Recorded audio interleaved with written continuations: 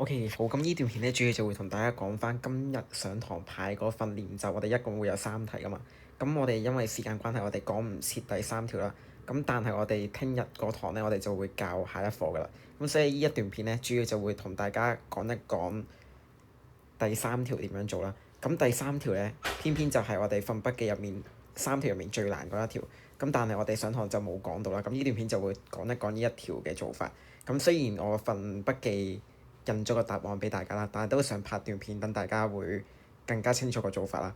咁我循例都講一次啊，禮拜五我哋咪會 quiz 嘅，咁我哋會有7條長題目，咁 exactly 有3條就係今日呢一份筆記嗰3條啦，另外有3條咧就係上一次嗰份 quiz，我會改數字啦。咁仲有一條咧就係大家未見過嘅，咁就係7條 long quest，然後咧我會有1版嘅 MC，OK，一版嘅 MC，咁就係禮拜五 double lesson 咧，大家要做嘅嗰份 quiz 嘅內容，OK。咁我哋如果冇問題，我哋一齊嚟望下呢一份筆記嘅第3條啦，OK。咁第3條，咁我哋一齊嚟見一句翻譯一句啦。咁我哋第一句咧就應該會見到呢句 When f(x) is divided by x2 次減 2x 減3，the remainder is 65x 加66。咁第一句咧就應該會見到呢一句嘅。咁我哋如果要翻譯嘅話，就係用翻 division algorithm 啊。咁就應該係 f(x) 會等於 x2 次減 2x 減3乘以個 quotient。咁有好多同學咧，我見到就會有個疑問啦。我平時會強調大家要知道個 quotient 係咩啊嘛。咁但係今次呢一題咧，我哋係唔知個 quotient 係 degree 幾嘅。個原因係因為佢就咁話 f(x) 係一個 polynomial，佢冇講話佢係 degree 幾嘅，所以咧我哋都唔會知道個 quotient 係 degree 幾嘅。平時咧我哋通常啦，絕大部分情況都會話 cubic 噶嘛。咁樣喺呢個情況底下咧，咁個 quotient 咧就係 ax 加 b 啊。咁乘出嚟先會係3次方啊嘛。但係今次咧佢冇講話佢係3次方嘅，所以咧我哋就咁會用 in general 叫佢做 qx 啦。咁然後再加翻個 remainder 65x 加66。咁呢個就係第一句嘅翻譯方法。OK。咁然後啦，第二句點翻譯咧？第二句就係我用藍色 highlight pen 啦，就係呢一句。如果我哋要翻譯呢一句嘅話，又係用翻類似啦，就係 f(x) 會等於 x2 次加 x 減12乘以 qx 再加 mx 加147。咁理論上就係咁樣翻譯嘅，但係呢度有個小瑕疵，有個小瑕疵就係咧，我哋用 qx 嘅話咧，咁即係話兩個係一模一樣啦。咁為咗區分佢哋咧，我哋應該要用 q1x 同 q2x 去區分兩個 quotient 係唔同嘅，係啦。即係大家諗下，我哋俾兩個唔同嘅嘢除，咁個 quotient 冇理由一樣噶嘛。咁所以我哋應該要區分佢哋咧，一個叫佢做 Q1x，一個叫佢做 Q2x，咁去區分兩個唔同嘅 quotient。OK。咁呢個就係第一步我哋要做嘅嘢咧，就係翻譯。咁如果冇問題，我哋可以開始答題目啦。A1 佢叫我哋揾呢兩個嘅 common factor，咁我哋就 factorize 佢啦。咁我哋開始做啦。A1 x2 次減 2x 減3咧，就會等於 x 減3 x 加1，然後咧 x2 次加 x 減12咧，就會等於 x 減3 x 加4。咁所以我哋可以答翻個答案啦。common factor 咧就係 x 減3。咁 part A1 咧，咁如無意外佢叫我哋 write down 啊嘛，咁就1分啦。咁我哋答到 x 減3咧，咁就應該1分。咁但係點解佢好地地會叫我哋咁樣做咧？個原因其實係佢想提我哋咧，我哋呢一題係要 factorize 嘅。去 part A1 咧，其實係街住我哋做，就係佢想我哋咧嘗試下將呢兩個咧 factorize。咁我哋就拆咗佢，然後咧更加好嘅做法咧就係我哋應該 factorize，將佢變做 x 減3 x 加1，然後 x 減3 x 加4。係啦，其實咧 part A1 咧嘅原意咧係想提我哋嘗試下 factorize 佢哋變做依個 format。咁我就拆咗下面嗰啲先。咁然後我哋有咁嘅 format 之後咧，我哋可以開始諗下依題其實係想考我哋啲咩啦。咁你發現咧，成條式入面咧，我哋最一無所知咧，應該係 QS 嘅，係啦，我哋會唔知道個 QS 係咩啦。咁喺呢個情況底下咧，其實我哋唔使驚嘅。喺咩情況底下我哋唔知 QS 都可以計到啲嘢咧？就係令到前面個括弧係等於零啊嘛。之前教 remainder theorem 嗰陣都講過個重點啦。當我哋完全唔知個 QS 嗰陣咧，我哋通常係習慣望下前面個括弧係啲咩嘅。你諗下啦，如果我假設啦，如果我哋研究 F3嗰陣，咁我哋咪 put 個 x 係3嘅，咁前面3減3咪零咗咯。咁無論 QS 係啲咩，其實都唔關我哋事。咁我哋就會知道 F3咧係會等於65乘以3再加66，就係 F3。而下面依句我哋都可以代 x 係3嘅，咁 F3咧就會同時間等於呢度都會零咗啦，咁就會等於 3m 加147，亦都即係話啦，同樣佢係 F3，你代落去上面嗰句同下面嗰句咧，應該會有兩個唔同嘅結果啦。一個就係65乘3再加66，一個就係 3m 加147，但係佢哋同樣都係 F3嚟噶嘛。咁我哋個結論就係佢哋兩個係一樣咯。所以65乘以3加66就會等於 3m 加147。咁我哋 solve 個 equation 就會計到 m 係38。咁呢個就係 part A 嘅重點。咁個難度我覺得係算係中等難度嘅。咁我哋要熟悉一個概念，就係要代一個數字，令到我哋無論個 QS 係咩都好，都會零咗啦。咁我哋呢度咧就係要代個 F3。個原因係因為咧，當佢係3嗰陣咧，上面嗰行會零咗啦，同時間下面嗰行前面嘅呢一橛都會零咗。咁呢個就係呢一題嘅重點啦。OK，咁如果冇問題嘅話，我哋就去到呢一條入面最難個 part 啦，就係 part B。咁 part B 老實講呢個難度的確係幾難嘅，係啦。咁我哋一齊嚟望下點做啦。咁 part B 咧，佢就會話啦。咁今次我哋又要翻譯啦，係啦。咁我今次用綠色筆嘅 highlight pen 啦，我哋又見一句要翻譯一句啦。咁今次點樣翻譯咧？又係用 division algorithm。咁我哋如無意外咧，就應該會翻譯到 f(x) 會等於 x2 次加 5x 加4。乘以個 quotient， 再加翻個 remainder。咁問題係我哋冇理由就咁用個 QS 同 RS 咁就會計到剩低落嚟條數噶嘛，係咪？咁我哋起碼都要知道 QS 同 RS 係 degree 幾啦。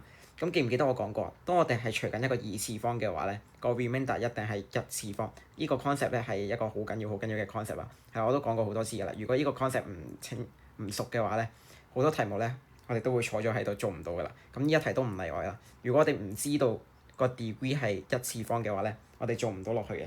咁所以咧，最起碼我哋要知道啦，個 remainder 咧係 AX 加 B。咁個原因就係因為佢係二次方嘅 degree 再減一格啦，咁就係一次方。咁所以佢就係 AX 加 B 咁嘅 format。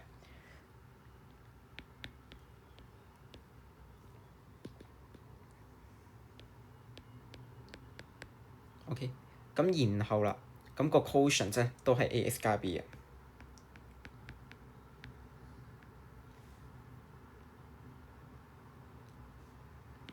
咁如果我哋翻譯完咧，如無意外咧，就應該會計到依一個橫式啦。咁然後我哋要計嘅嘢就係要 solve f(x) 等於0啊嘛。咁我呢度寫低啦，我哋要 solve f(x) 等於0。咁個秘訣咧，記住啦，永遠都係 factorize。我哋要將佢變咗一個 factorized format 嘅。咁呢度我哋舉個例啊，呢度大家有 ax 加 b 啊嘛，咁我咪抽出嚟咯，就係 ax 加 b， 然後 x2 次加 5x 加4再加1。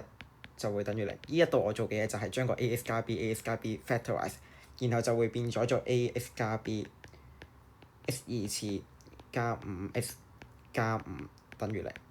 咁所以咧 ax 加 b 等於0，我話 x2 次加 5x 加5等於0。咁右面呢一個咧，咁大家應該都好熟噶啦，就係用 quadratic formula。咁呢度我唔詳細計，咁因為個答案我印咗俾大家，咁我唔詳細計啦，大家可以望翻個答案。咁反而係我想講下左手邊呢度 x 就會等於負 b over a 啦。問題係咧，個 a 同 b 咧係點樣揾咧？究竟 a 係等於啲咩 ？b 係等於啲咩咧？咁呢一個就係呢一題最難嘅地方啦。就係我哋知道我哋個答案咧，最後係負 b over a。咁問題係個 a 同 b 點樣揾咧？咁就係呢一題最難嘅地方啦。係啦，咁首先我哋如果要知道 A 同 B 係咩嘅話咧，咁我哋就要整理翻好我哋由頭到尾成條題目有嘅所有資訊啦。咁我就依度我整理咗俾大家睇啦，就係我哋 F.S 咧有3個唔同嘅表達方法嘅。咁透過 Part A 咧，我哋知道 F.S 會有依2個表達方法啦。而 Part B 咧，我哋知道 F.S 會有依1個表達方法。咁你發現咧，我哋卡關嘅地方就喺依一度，我哋唔知道 A 同埋 B 係啲咩。咁我唔係啦。咁平時我哋上堂嘅練習咧，都見過好多依個情況，就係咧，我哋同一條題目入面咧，會有2個 unknown 嘅，即係依度我哋 A 又唔知係啲咩，B 又唔知係啲咩。咁喺依個情況，我唔知大家仲記唔記得我哋通常個做法係點啦？就係條題目竟然會有2個英文字母叫我哋計咧，通常佢會俾2個 information 我哋嘅，即係佢會俾 information 1我哋，咁我哋就會有1好式，然後 information 2俾我哋就會有2好式。咁然後我哋 solve 完呢個 simultaneous equation 咧，咁就會2條式2個 unknown 咧，就揾到 A 同 B 嘅。咁呢個就係一個好典型嘅題型啦，只不過依題係出得特別難咁解嘅啫，係啦。咁但係個做法都係嘅，我哋而家又唔知 A 又唔知 B，咁所以一條題目咧會俾2個資訊我哋去計2個 unknown，只不過呢一題咧佢係俾得好隱晦嘅，係啦。咁究竟我哋會有啲咩資訊可以幫到我哋計 A 同 B 咧？咁其實呢一題咧個資訊咧就係咧，我哋其實係有3個資訊嘅，係啦。首先我哋會知道 F3咧應該係會等於65乘以3再加66嘅，係啦。個原因係因為我哋用翻 Part A 呢一個橫式，我哋代 x 係3嘅話咧，咁應該會得出呢個結果，即係話啦 F3咧係會等於65乘以3再加66，咁就應該係261嘅，即係話啦 F3等於261，呢個係第一個緊要嘅資訊。咁然後啦，第二個緊要嘅資訊咧就係 F-1咧其實係等於65乘以-1加66，咁就應該係會等於1嘅。咁呢個係第二個資訊。咁然後啦，最後一個資訊咧就應該係 F， 可以望下下面依行啦，中間依行 F-4咧係會等於38乘以-4加147，咁就會等於-5。咁呢個就係 information 3。咁呢一題咧其實係有3個資訊嘅，係啦。咁呢3個咧我哋任意用2個都可以㗎啦。咁呢一度咧我哋就知道啦，我哋會有呢3句。咁呢3句咧都可以套用翻去我哋呢一條公式度嘅，係啦。亦都即係話啦，如果我哋 F3係等於261嘅話咧，咁會驗派啲咩咧？咁就會驗派係啦。記住我通常我都上堂分享過㗎啦，就係我嘅習慣咧會平排咁樣寫，然後1號式、2號式咁樣嘅。嗱，我舉個例，例如 F3等於261咧，我哋應該會出到嚟會有3A 加 B， 然後3次加5乘以3再加5就會等於261。咁呢個就係1號式。然後 F-1會等於1，咁亦都即係話啦，-A 加 B， 然後乘以2次加5乘以1再加5係會等於1。咁呢個係2號式。到最後啦 F-4係會等於-5，咁我哋代落去，咁就係-4A 加 B， 然後呢度就係-4嘅2次加5乘以-4再加5就會等於-5。咁呢度咧我哋一共會有3條式嘅。咁3條式入面咧，我哋任意揀2條式去 solve 個 equation 咧，我哋都會好快計到 A 係咩 B 係咩嘅。咁我都強調過啦，我哋一定係用計數機嘅，唔會用手計。咁呢一度我哋有2個 unknown 啦，咁但係佢有3個公式俾我哋啦。我哋3條式入面任意揀2條式，然後用計數機撳翻個 A 同 B， 咁就係呢一題最難嘅地方，就係要計翻 A 同 B。咁如果我哋知道 A 同 B 嘅，咁之後就大家應該會睇答案都睇得明㗎啦。唯獨是大家唔明嘅地方就應該係 A 同 B 點樣揾。咁 A 同 B 點樣揾咧？就係要透過代入翻依3條式入面，我哋會得出依3句，係啦。咁就係依一條題目最難嘅地方啦，係啦。咁呢一條就去到呢一度啦。